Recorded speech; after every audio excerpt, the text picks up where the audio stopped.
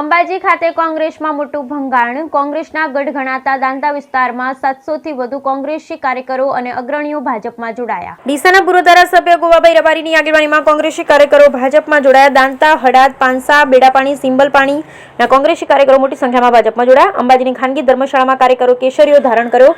દાંતા વિસ્તાર એ આદિવાસી વિસ્તાર છે અને કોંગ્રેસનો ગઢ ગણાય છે. આ વિસ્તારમાં વિધાનસભામાં સતત કોંગ્રેસનો જ વિજય થાય છે, પરંતુ આ વખતે લોકસભાની ચૂંટણી પૂર્વે જ લોકોનું મન બદલાતા કોંગ્રેસના કર્મઠ કાર્યકરો પણ ભાજપમાં જોડાયા, જેમાં આદિવાસી, રબારી, પ્રજાપતિ સમાજના લોકો મુખ્ય હતા. સાથે મહિલાઓ પણ જોડાઈ હતી. આ પ્રસંગે ગોવાભાઈ રબારીએ જણાવ્યું હતું કે પ્રધાનમંત્રી મોદી સાહેબની વિચારધારા સાથે મોટી સંખ્યામાં લોકો જોડાયા છે.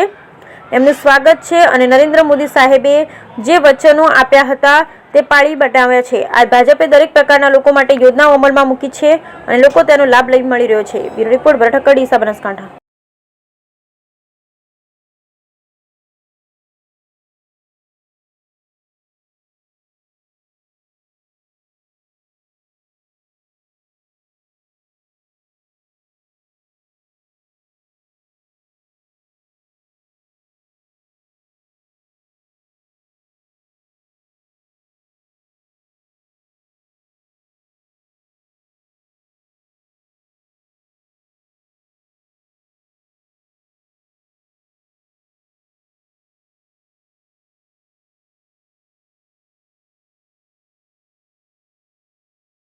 हाँ जी साहब, આજે મા અંબાજીના ધામમાં ઘણા વર્ષોથી જે કોંગ્રેસ સાથે જોડાયેલા હતા એમાં બધા જ આગેવાનો અને તમામ સમાજના, અમારા આદિવાસી હોય, રબારી હોય, પ્રજાપતિ હોય, દરબાર હોય, એ બધી જ સમાજના હજારોની સંખ્યામાં આજે કોંગ્રેસ પાર્ટીને રામ રામ કરીને ભારતીય જનતા પાર્ટી મોદી સાહેબની વિચારધારામાં બધા જ જોડાયા છે.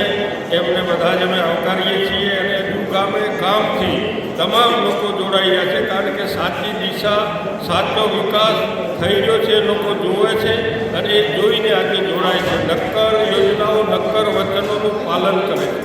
એમાં રામનું મંદિર હોય, 370 હોય, એવી દરેક ક્ષેત્રે એમણે જે વચનો આલ્યા તે પૂરા કર્યા છે.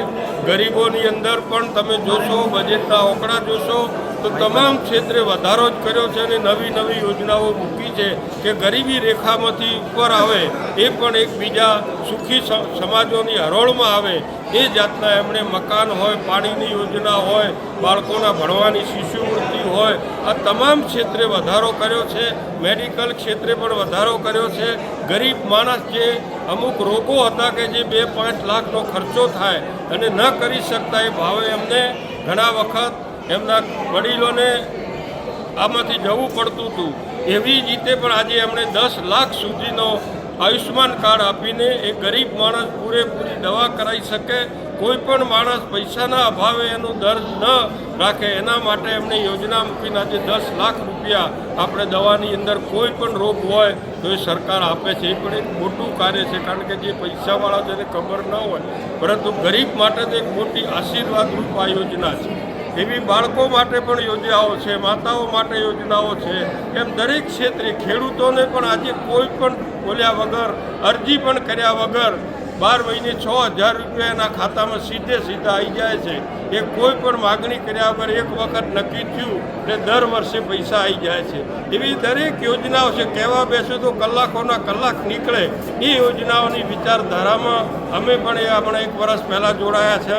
આજે લોકો એમ દરેક ક્ષેત્રે સમગ્ર જિલ્લાની અંદર મોટા પ્રવાહમાં જોડાઈ રહ્યા છે અને અમારા ભારતીય જનતા પાર્ટીના પ્રમુખ પાટીલ સાહેબે 5 લાખની લીડથી ઉપર જીતાડવાનો જે સંકલ્પ છે એ પણ આ જો તો પૂરો થશે કે 5 ને પણ 7 લાખે ભારતીય જનતા પાર્ટીના ઉમેદવાર રેખાબેન જીતશે.